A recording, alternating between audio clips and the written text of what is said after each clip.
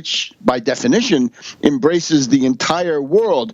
It is a translatio imperii, the movement of the empire from one place to another. It had been in Constantinople with the Sultan of the Ottoman Empire. Now it has been revived.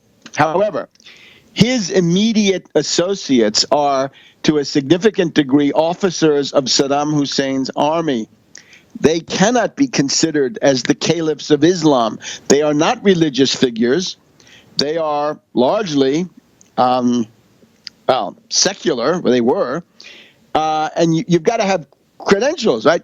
Above all, you've got to be descended from the Prophet Muhammad in order to be considered. You've got to have a colorable claim that you're directly descended from the Prophet Muhammad, right? Otherwise, that's going to be a hard row to hoe. So you get the idea.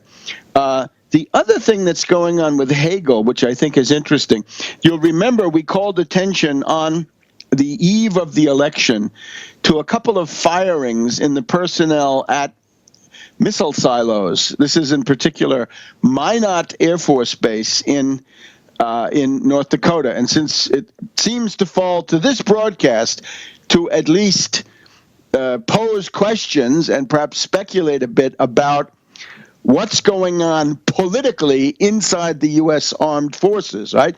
We know a lot of flag officers, generals, and admirals were given the sack after Benghazi.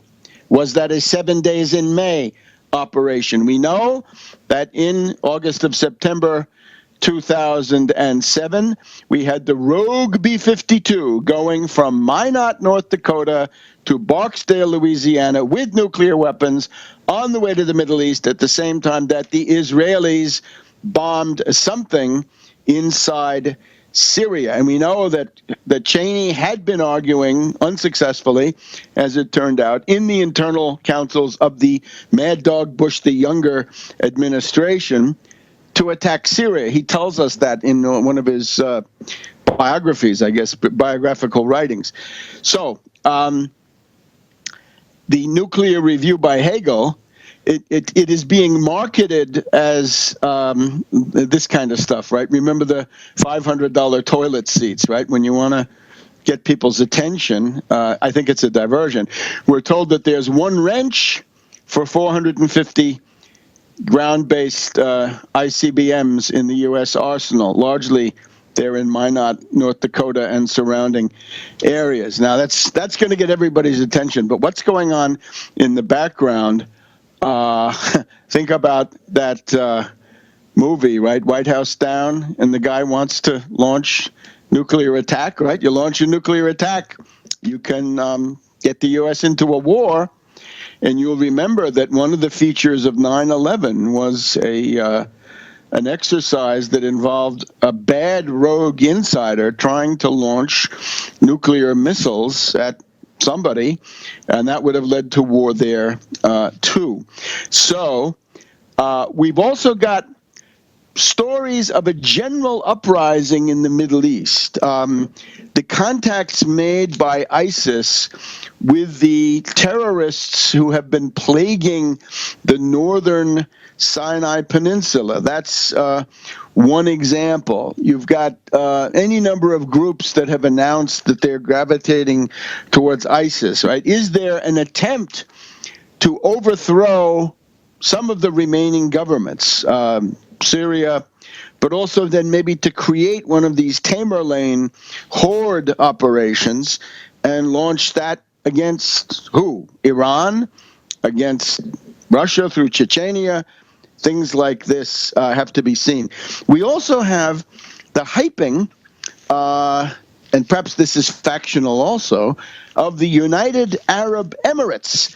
The Washington Post on Sunday discovered a love affair with the Emiratis. a quiet, potent ally to the U.S.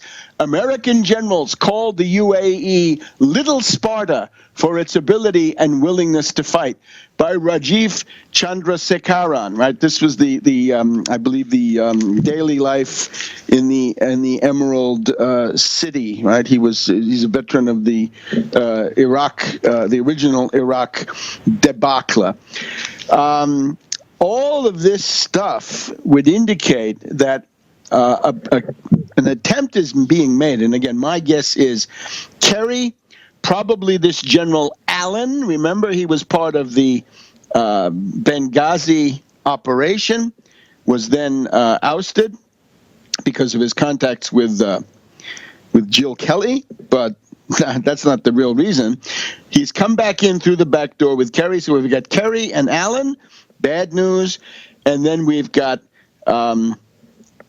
other forces, right? We've got McCain, we've got Lindsey Graham, we've got Ed Royce, presumably a part of that. They seem to be pushing. And indeed, one of the tremendous failings of the Democratic Party is remind people who the warmongers are, assuming it's not you. Of course, when you have Rhodes in the White House. There were 4 meetings last week with Obama